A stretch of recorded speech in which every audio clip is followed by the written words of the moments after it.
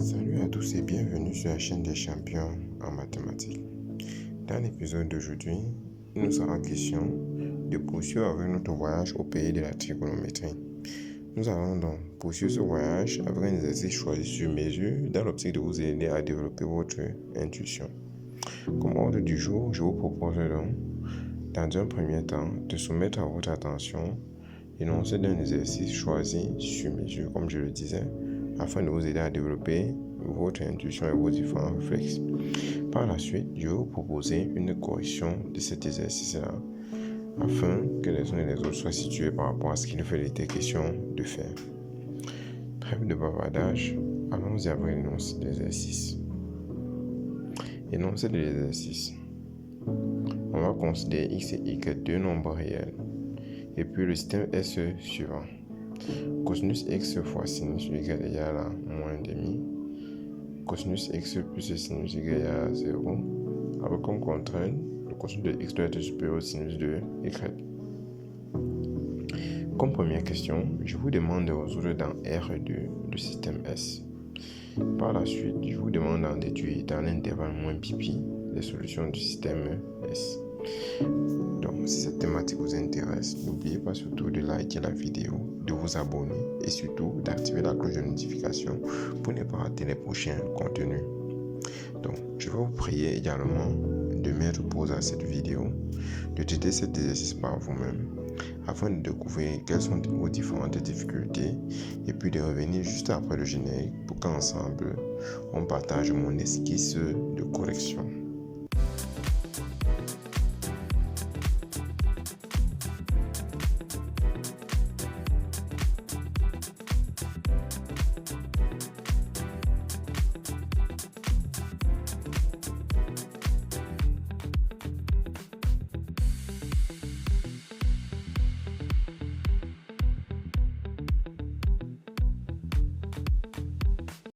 Bien, correction de l'exercice. Première question, résoudre dans R2 le système S. Rappelons déjà notre système S pour commencer. Le système S est le suivant. On a le produit de cos x fois sin y qui nous donne moins demi. Et ensuite le produit de cos x plus sin y qui donne 0. Avec cos x supérieur à sin y. Qu'est-ce qu'on peut bien faire dans cette situation? Si on observe bien, dans ce système-là, comme inconnu, nous avons x et y. Et si on observe de plus près, l'inconnu, c'est en fait la fonction cosinus x et la fonction des inconnus, autant pour moi, sont les fonctions cosinus x et sinus y. À la première ligne, on peut observer qu'on a affaire au produit de nos deux inconnus et à la deuxième ligne, à la somme de nos deux inconnus. Donc, de prime abord, notre intuition nous dit de poser par exemple le cosinus de x égale à grand X et le sinus de y égale à grand Y. Suivant la contrainte qui a été donnée initialement, nous obtenons grand X est supérieur à grand Y. Cela étant fait, notre système devient tout simplement grand X fois grand Y égale à moins demi pour la première ligne. Et pour la deuxième ligne, grand X plus grand Y égale à 0. Ceci nous rappelle beaucoup de choses par rapport à ce qui a été vu dans le premier chapitre de votre cours de cette année. On observe à la première ligne le produit de deux réels et à la deuxième ligne la somme de deux réels.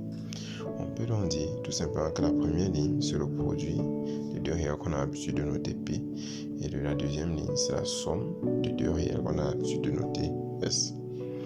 On sait tous que un tel système vérifie les inconnus d'un tel système, autant pour moi, vérifier le système grand X et grand Y sont solution d'équation t carré moins la somme fois t, la somme ici c'est 0, plus le produit égal à 0, le produit c'est moins demi.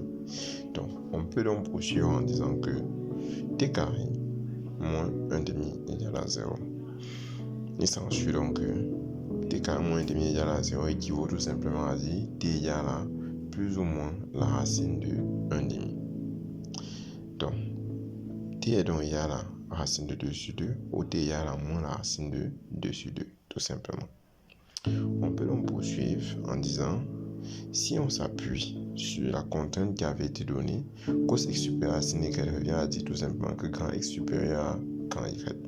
Autrement dit, grand X est égal à racine de 2 sur 2 et grand Y est égal à moins la racine de 2 sur 2. Ce qui nous permet donc d'obtenir le système cos x supérieur, cos x égale à la racine de 2 sur 2 et sin y est égal à moins la racine de 2 sur 2. Ce qui nous permet donc d'obtenir le système suivant équivalent au système initial.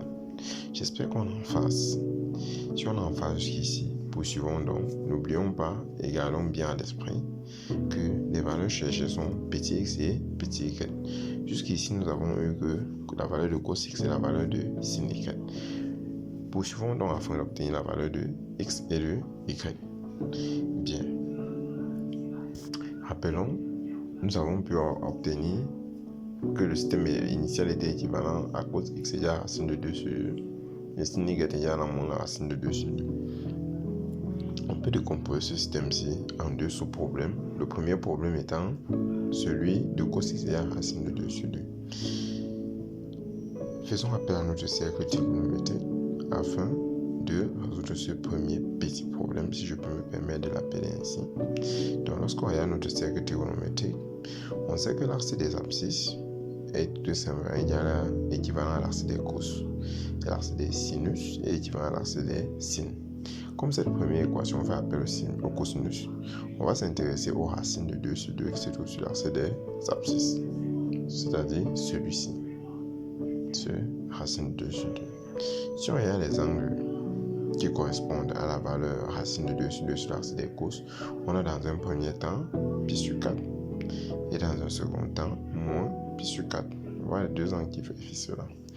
On peut donc être amené à dire que x peut prendre les valeurs pi sur 4 plus 2 pi ou encore moins pi sur 4 plus 2 pi avec k nombre entier relatif. On vient donc de trouver les éventuelles valeurs de x pour ce problème-là. Attaquons-nous à présent aux valeurs de y. Donc, sin y égale à moins racine de 2 sur 2 revient tout simplement à dire qu'on a deux cas possibles. On va s'intéresser à la valeur de moins racine de 2 sur 2 qui se trouve sur l'axe des ordonnées, c'est-à-dire cette valeur-ci.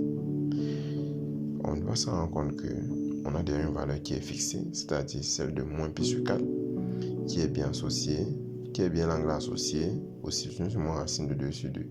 Comme autre valeur, nous avons la valeur moins 3 pi sur 4.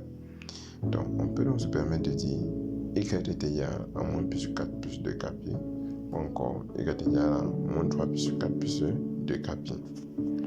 Donc, ceci étant dit, on se rend compte qu'on a trouvé désormais les valeurs de petit x et de petit y qui étaient les inconnus de notre système initial.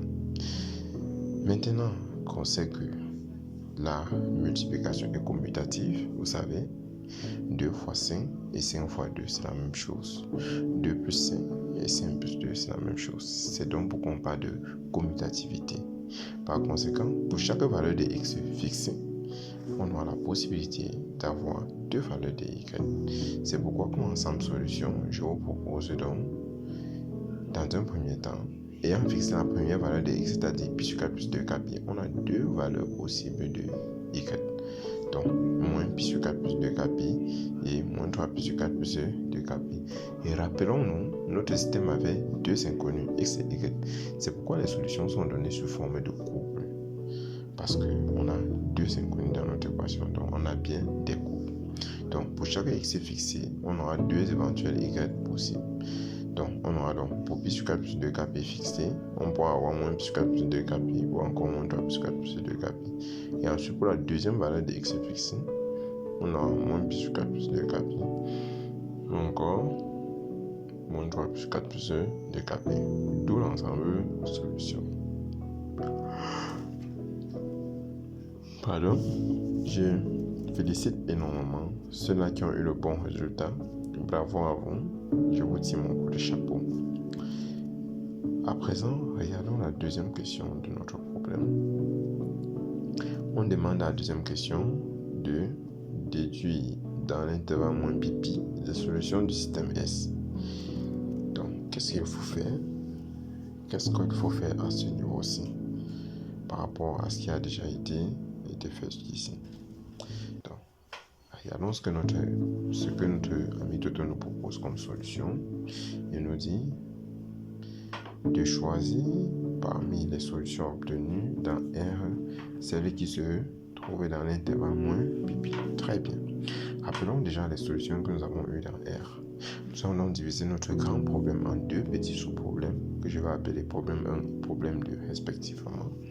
Comme problème 1, nous avons la valeur de cos x égale racine de 2 sur 2 qui avait pour solution x1 égale à pi sur 4 plus 2kp et x2 égale à moins pi sur 4 plus 2kp. Et comme sous-problème 2, nous avons le problème sin y égale à moins racine de 2 sur 2. On a trouvé que y pouvait être égal à moins pi sur 4 plus 2kp ou encore moins 3 pi sur 4 plus 2kp. Bien, cela étant dit, je vais commencer par résoudre mon premier sous-problème. On va faire appel à notre petit tableau, comme dans l'épisode précédent. Pour ceux qui n'ont pas vu, vous pouvez toujours revenir sur la chaîne Yaman et les chiffres afin de vous orienter sur la première vidéo concernant la trigonométrie sur la chaîne. Donc, je vais donc faire appel à ce petit tableau aussi, dans lequel j'ai énuméré 5 valeurs possibles de k, de moins 2 à 2. Et j'ai pris la peine de calculer pour k égale à 0, pour k égale à moins 1 et pour k égale à 1. Vous verrez pourquoi par la suite. Donc, j'ai indicé mes valeurs de x en x1, x2 et les valeurs de y en y1, y2. Pour le moment, ce qui m'intéresse, c'est les valeurs de x qui sont indicées en x1 et en x2. Pour k égale à 0, pour x1, on obtient bien x1 égale à pi sur 2 lorsque k vaut 0. Lorsque k vaut 1, on obtient bien, en remplaçant k par 1, x1 égale à 9 pi sur 4. Et pour k égale à moins 1, on obtient bien pour x1 égale à moins 7 pi sur 4. Maintenant, je vais rappeler la règle qui va nous aider à valider ou invalider nos différentes valeurs. Pour qu'un angle soit compris entre moins pi et pi, il faudrait bien entendu que le numérateur, sans tenir compte du signe, soit inférieur au dénominateur. Autrement dit, la valeur qui se trouve au-dessus de la barre de fraction, sans tenir compte du signe, doit être inférieur à la valeur qui se trouve en dessous de la barre de fraction. Par exemple, pi sur 4 a pour valeur au-dessus de la fraction 1 et en dessous de la fraction 4. Donc, 1 étant plus petit que 4, moins pi sur 4, pi sur 4 est bien compris entre moins pi et pi. Nous validons donc cette valeur.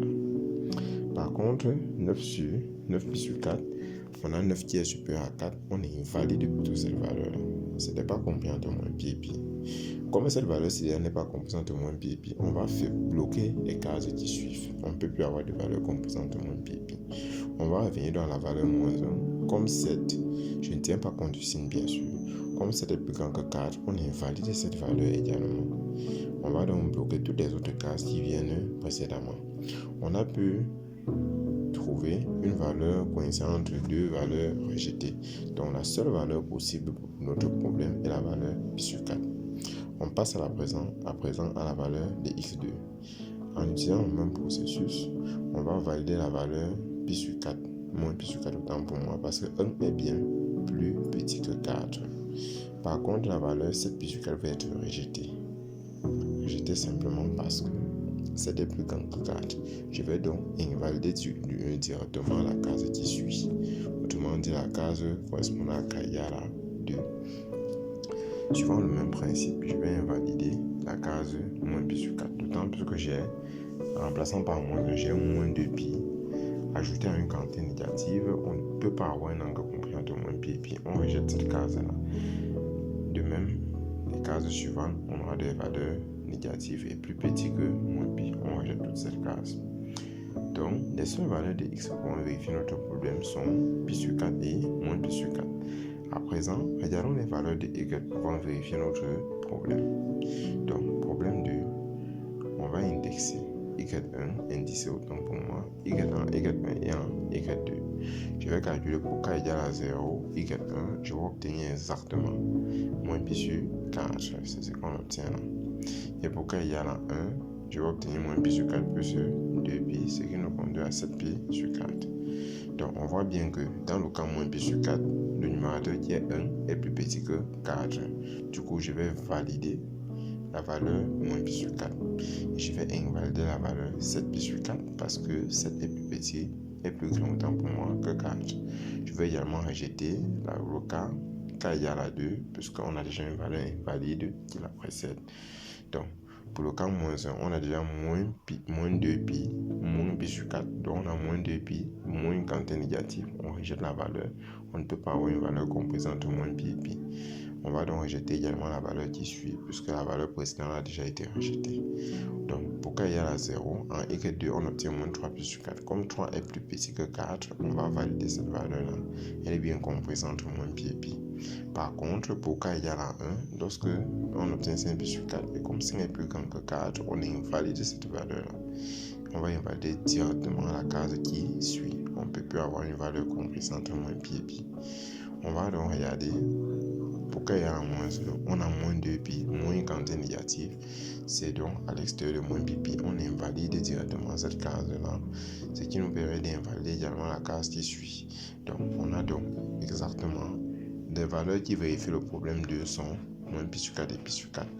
Rappelons-nous, on avait un produit et une somme, et comme les produits et les sommes sont des valeurs, sont commutatifs si vous voulez. Le produit est commutatif, la somme est également commutative. On va donc nous permettre tout simplement de permuter.